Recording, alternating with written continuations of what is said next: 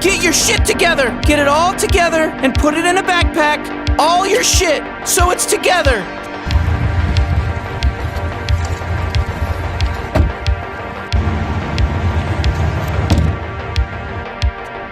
And if you gotta take it somewhere, you know? Take it to the shit store and sell it. Or put it in a shit museum. I don't care what you do. You just gotta get it together.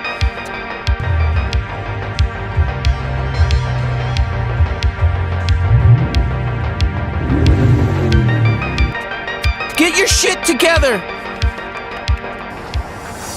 Alright, so the car's in the shop. Got all the parts unloaded.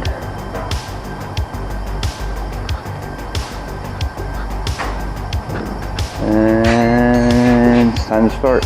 So I'm going to disconnect the battery, get her up off the ground, get the wheels off, inner fender wells, and front bumper cover, and drain the coolant. Alright, so we got her up in the air, disconnected the battery, gonna pull the wheels off, take the inner fender wells out, front bumper covers coming off. We're gonna start mocking up for the intercooler and get ready to take the intake. Everything else out of the way. Let's get started. A few moments later, a few minutes later, a few inches later, 12 seconds later. Alright guys, so day one. We are obviously balls deep.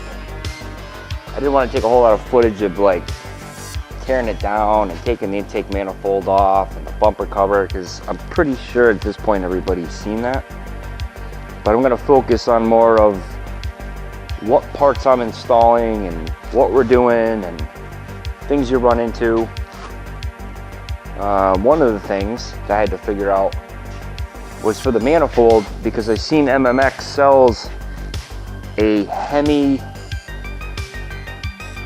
map adapter, but on the Holley Sniper you don't need that.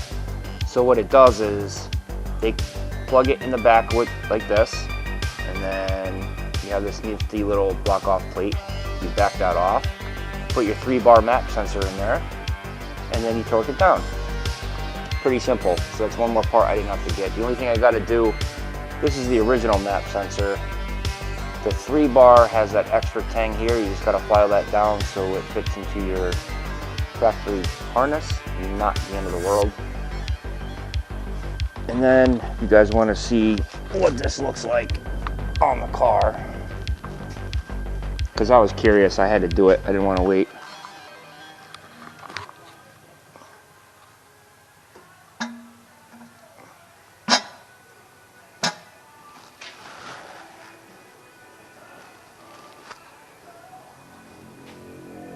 Not too shabby. I like it.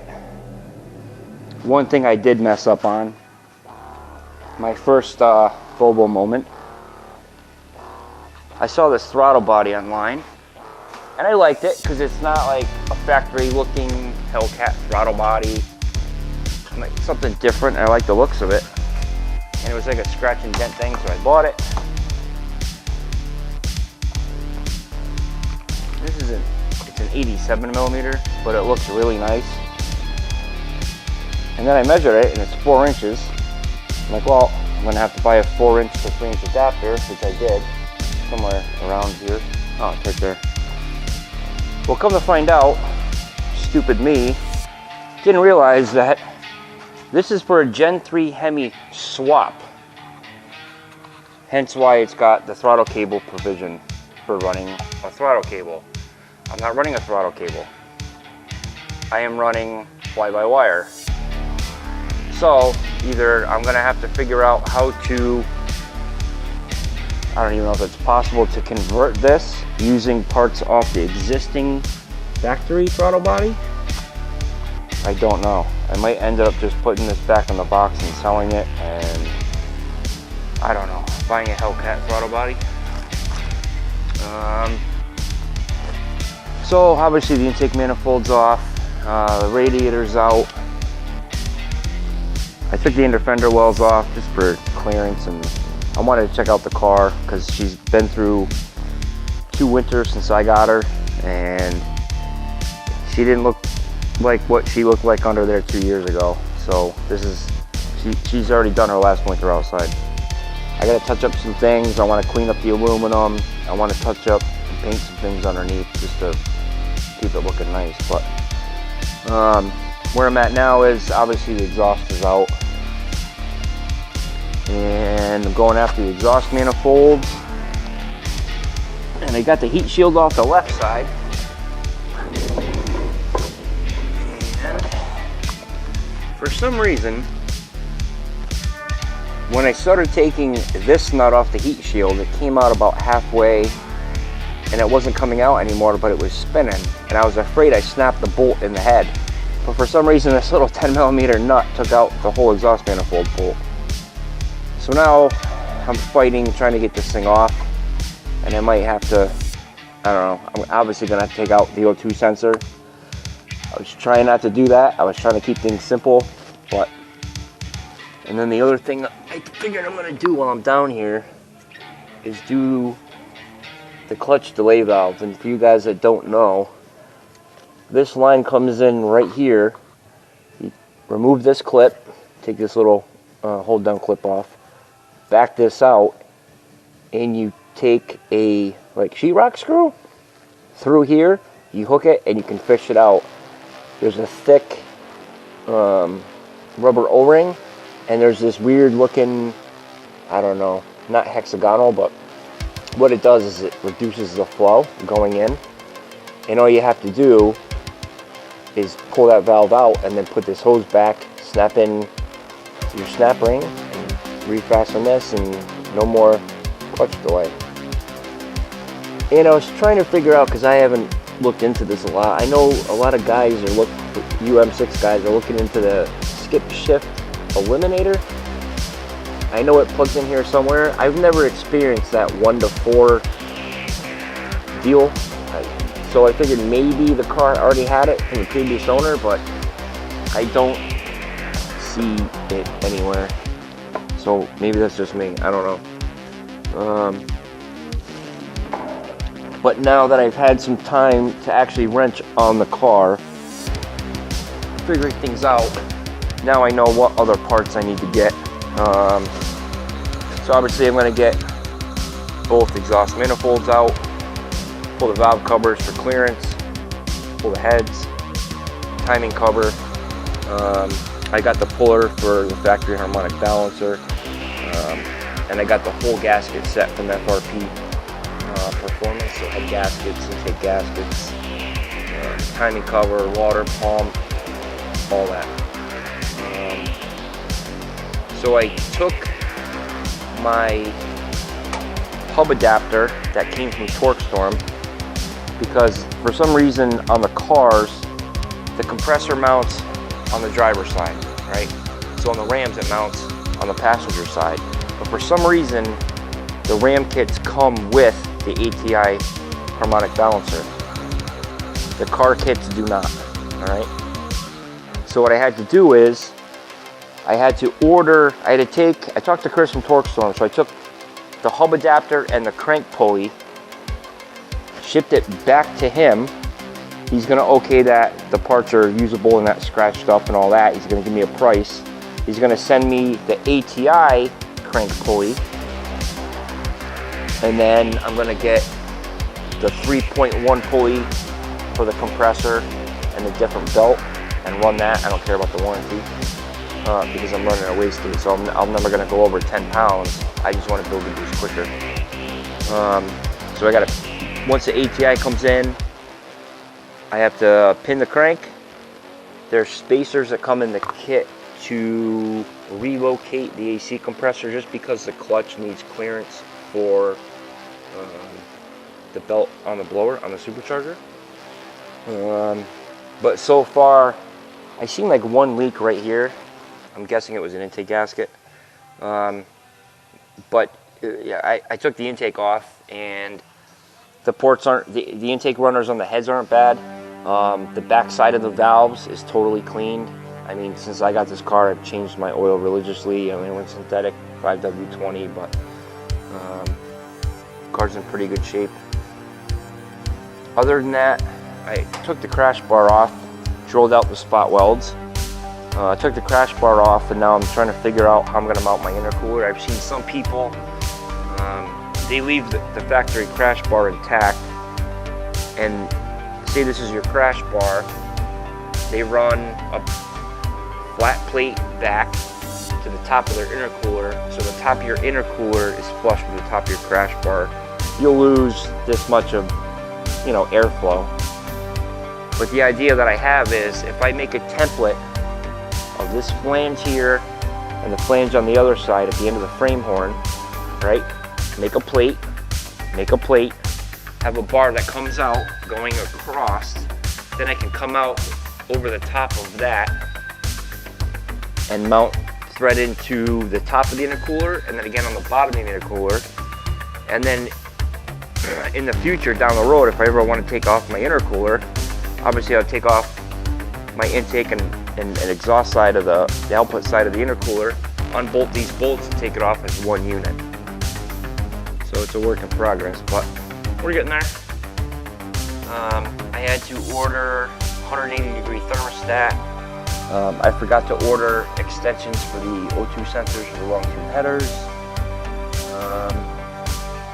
But I packed up the car over the weekend and brought her in and got her up in the air and drained the coolant. So first box is headers, second box is 4-core Mishimoto 4-core intercooler. This box is all the intercooler piping and clamps and boots. That little white box are the push rods. This box are the lifters I got from Jay Green, the Johnson direct shot lifters. The box above that are injectors. This box is the cam. That box is the valve springs with the shims. That box is a 120-degree boot from Pegasus Racing that comes off the compressor head. This box is just odd and ends. These are the injector spacers from Michigan Motorsports that you supposedly need to run with the Holley intake. A couple random and fittings. This is a check valve, only goes one way. I got some plugs for the bottom of the Holley Sniper intake. I got a few of those, and some more AN fittings, adapters.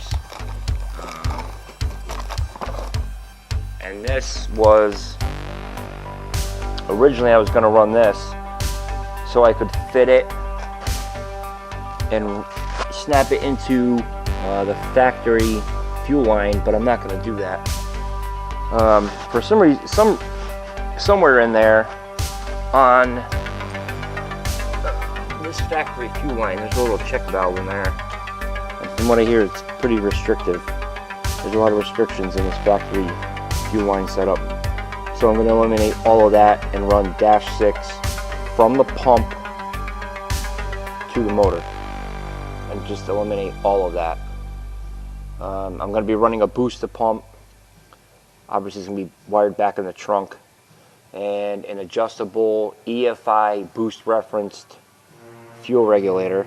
I'm not sure where I'm going to run that, where I'm going to mount that yet. But the Holley Sniper comes with quite a bit, actually. Comes with multiple AN fittings. It comes with gaskets, but I'm going to use the Mopar gaskets. It does come with mounting bolts. I'll probably use those. These are the fittings that will thread into the bottom side of the intake, vacuum and all that. But I think what I'm going to do is run a vacuum port block, just because a lot of stuff on this build is going to be boost referenced.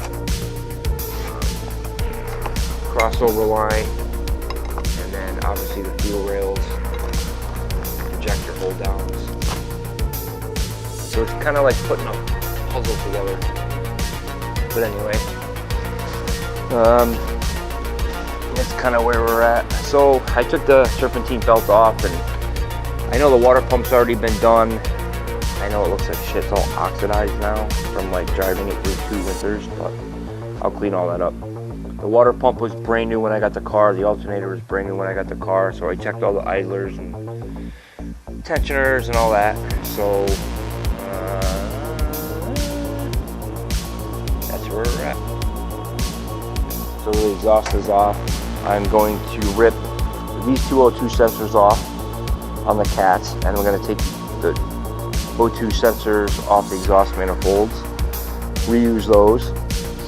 I have the 2450 Dynamax bullets, 3-inch inlet, 3-inch outlet.